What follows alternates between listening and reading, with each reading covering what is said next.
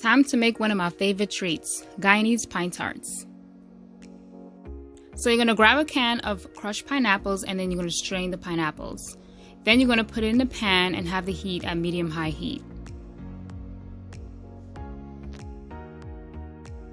Grab a spoon to try the pineapples to determine how much sugar you want to add. Before you add the sugar, make sure you add a little bit of the pineapple juice. So here's the sugar, ground cinnamon, ground cloves, ground ginger, freshly grated nutmeg, and some vanilla extract. Now these pineapples were really sour, so I had to add a lot of sugar. So I tried the pineapples again and realized I needed more sugar. So I added more sugar, then I lowered the heat just a little bit and allowed the pineapples to simmer. I add a little bit more juice because it started to dry up a little. You want to cook your pineapples till most of it is nice and brown. Have an ice bath ready and place your pineapples in the ice bath. It took about 10 minutes to cook these pineapples.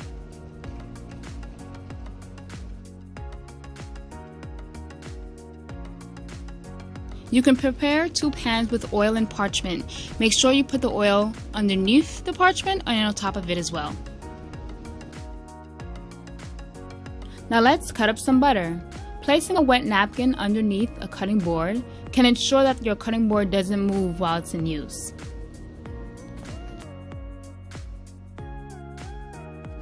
I will be using salted sweet cream butter.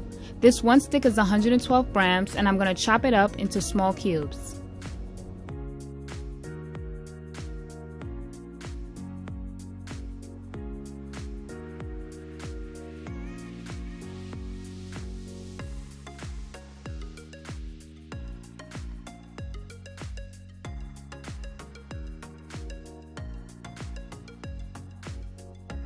Here I'm adding 2 pinches of salt to my flour.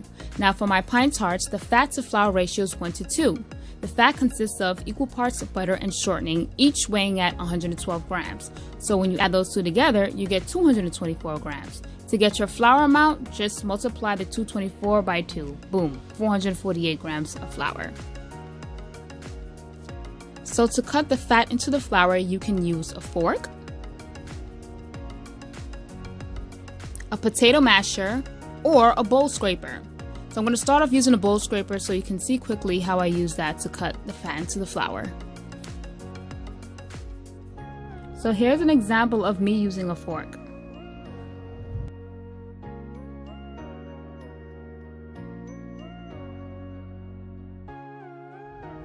And here's another example of me using a potato masher.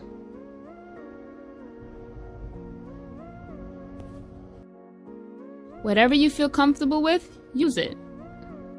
This is the consistency you want to have when you are finished. Grab a bowl of ice and water and drop spoonfuls of the ice water to the flour mixture. You want to add the water bit by bit and combine at the same time so you can find the right consistency. Now if you pour a whole bunch of water into the mix, you may have too much, it'll become too mushy. So just take your time and go little by little until the dough forms a nice ball. Remember, you don't want it too sticky nor too dry, so somewhere in between.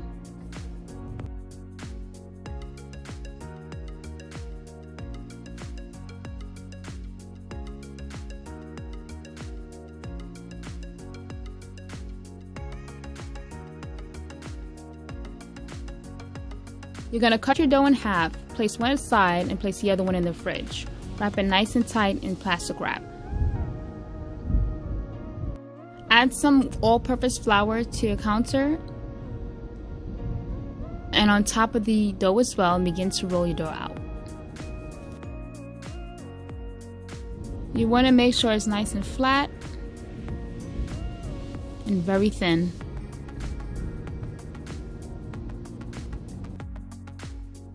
Okay guys, so honestly I only roll my dough out twice.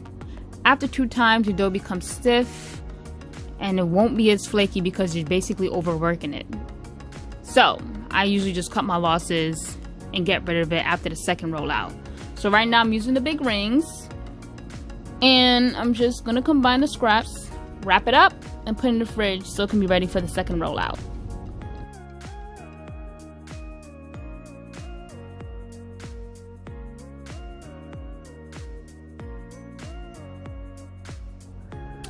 So I'm gonna add some pineapple to the center of each circle, and then I'm gonna place some ice water around the edges of each circle so that when I fold them, the dough can stick nicely.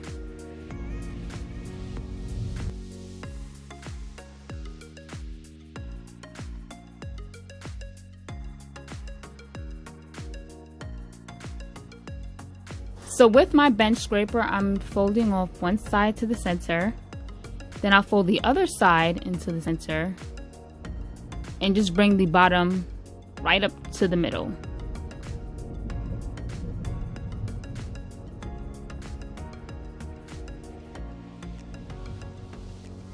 And there you have it, a nice triangle.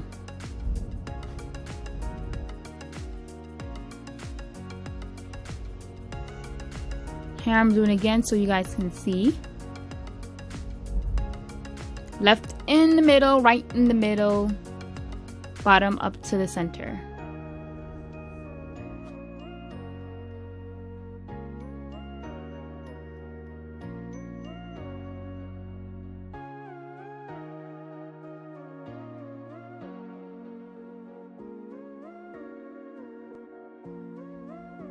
Now let's get ready to roll out the dough for a second time.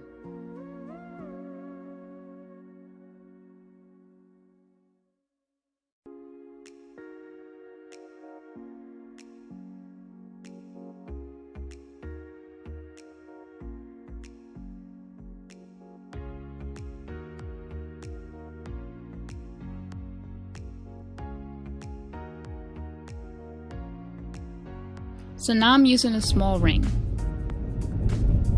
and as you can see, there's a part missing. I'll just add a little bit to the side. Just use the water as glue, put the dough down, and put some flour over that so it won't stick.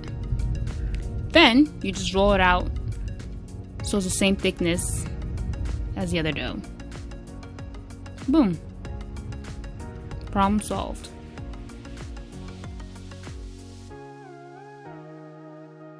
Since this is the second rollout, I'll just toss the excess dough in the trash.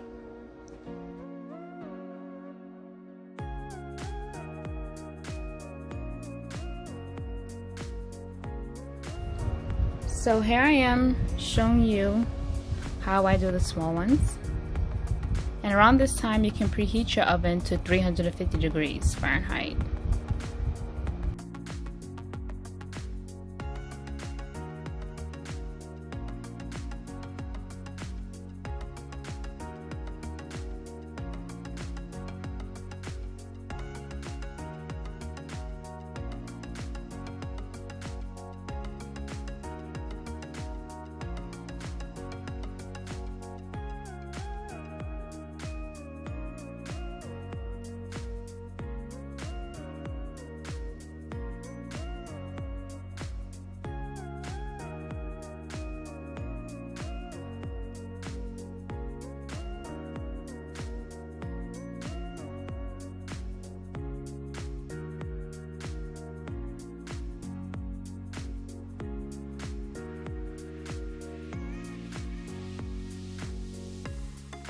So for those who do not want to waste any dough at all, this is for you.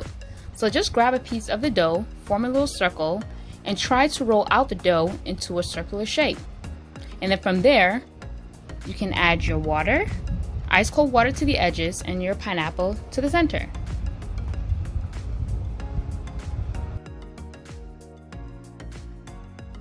I personally love to have the perfect circles, that's why I use the rings. But if you want to be frugal and save on your dough and not waste any at all, this is the perfect method for you. Using the rings are good when you have functions and parties and you want it to look extra perfect. But this is also good as well. With the leftover pineapple, I put into a container and I freeze it. Let's make our egg wash. Crack 1 egg, add a little water, and whisk it until it's combined.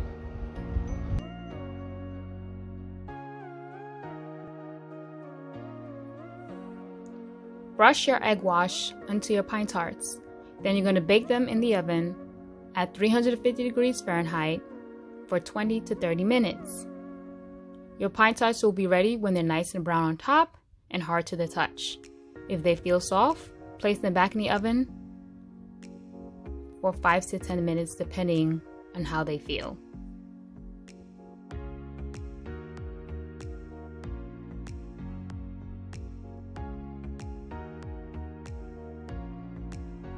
And we are done. Look at these delicious looking pine tarts. Make sure you comment, like, and subscribe to my channel. Thank you for watching.